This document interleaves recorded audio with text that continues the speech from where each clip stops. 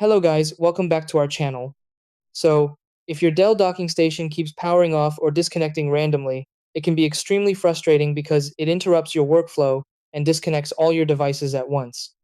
You might notice your monitors going black, USB devices disconnecting, or the dock restarting on its own.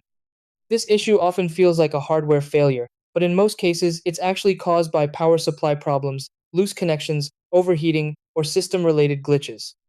Since docking stations handle multiple devices at the same time, even a small instability can cause them to shut down temporarily.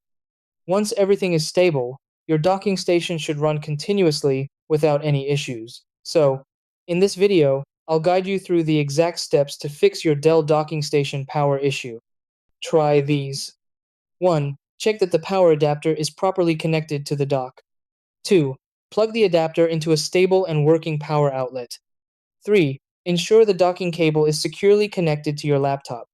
4. Check for overheating and allow the dock to cool down. 5. Restart your laptop and reconnect the docking station. And 6. Test the dock to confirm it stays powered on consistently.